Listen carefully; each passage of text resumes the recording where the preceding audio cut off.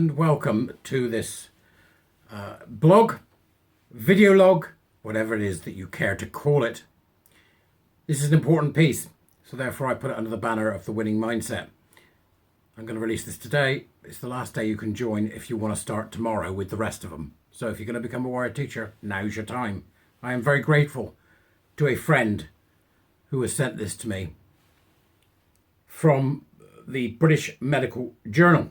And I think it's an important piece that sums up how many doctors may well feel about this particular issue. This has been written by Margaret McCartney, a GP from Glasgow, and thank you very much, Margaret, for writing this, and to my friend for sending it to me. This is an opinion piece from the BMJ, and it was published on the 30th of May. Medical institutions must treat the cash review as a significant event and act upon it. Margaret continues. Publication of the cash review in April 2024 was a seminal moment in contemporary medicine. Hilary Cass, a consultant paediatrician, was commissioned by NHS England to report independently on the services provided by the NHS to children and young people who are questioning their gender identity or experiencing gender incongruence. Now, you know as well as I don't think gender identity exists. I think it's just personality, and I think this is a made-up diagnosis for a nonsense idea. But we'll go with Margaret, all right, okay? She's a doctor, for goodness sake. The background was an increase in referrals of mainly birth-registered females in early teenage years to gender identity clinics from 2014 at an exponential rate to 4, 8, 16. Growing rate of young girls, attending at the gender clinics, being pushed through this by people like Stonewall, the LGBT Foundation. We can see here the social contagion nature of this. The conclusion of the cash review should not be surprising to anyone who has watched the promotion of medical interventions as necessary or curative in young people with gender dysphoria. As Cass states, there is a lack of evidence on the long-term impact of hormonal prescriptions in young people, for example. Work now begins on how to design better, more evidence-based, holistic services. The conclusion that services must operate to the same standards as other services seeing children and young people with complex presentations or additional risk factors is astonishing in that it needed to be said. We need, says the report, a different approach to healthcare, more closely aligned with the usual NHS clinical practice.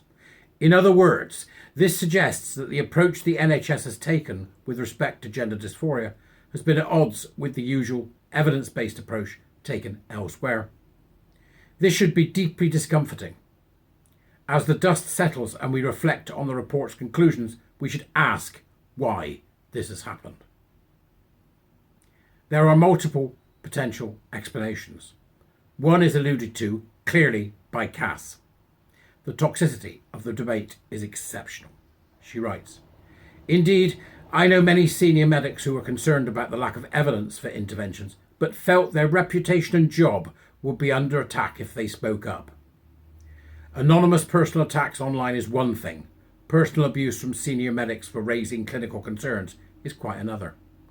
When considered in the context of whistleblowing more broadly, medicine clearly has an ongoing problem. But when it comes to large, well-funded professional medical organisations, there is even less excuse. The job of medical institutions is in a large part to remember the mistakes of history. These organisations should respond with care, consider evidence, uncertainty, and the recurrent tendency of well-meaning medicine to do harm with good intentions.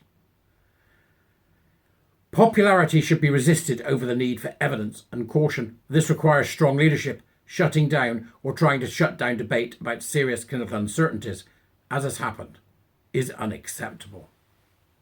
Thank you for saying that, Margaret. Thank you for saying it. This has not been helped by the multiple lobby groups welcomed by many institutions to influence their policy making in this area. The same rules that we would normally use to guard relationships with any other pressure group be it promoters of disease awareness campaigns or party politicians looking for support, seem to have dissolved against social pressure to achieve a compliance badge on a website. The other explanation of what has happened that I think pertinent is this. Doctors, quite rightly, have been afraid to make the same mistakes as medicine did when homosexuality was treated as an illness in the 1950s. Then electric shocks, desensitization, hormones and psychotherapy were attempted to be used to treat homosexuality. Shamefully. What medicine did then was to intervene ineffectively and harmfully in something that was not a disease and should not have come under a medical purview. As Cass states, for most young people experiencing gender dysphoria, it is temporary. It is often associated with neurodiversity. It mainly resolves over time, and medical intervention does not benefit the majority. There is a comparison, but it is in favour of medicine backing off from prescriptions and surgery and understanding why a phenomenon might be happening. Why is it being seen in a medical context? And what is the best and least harmful way to respond to such expressed and profound distress? I urge medical institutions to treat the Cass Review as a significant event and consider what they have contributed, both negative and positive, to the damning conclusions. Were speaking up in their organisations possible and welcomed? Did people raising concerns have fair hearings, or were they attacked or dismissed? Did the organisation enable rational debate or instead attempt to shut it down? Did the organisation acknowledge uncertainty and the potential for harm in current practice? I don't expect any of that to be easy, but without understanding what has happened, we will only be ready to make the same mistakes again, just in a different set of circumstances. Margaret is a GP partner academic at the University of St Andrews and director of Bearers Place. Okay, Margaret, that's marvellous. It's just wonderful. This is so true about the need for organisational learning, to entrench that organisational memory, which is difficult to do these days because people don't stay. So the organisational memory needs to be entrenched in some way to understand how this went wrong.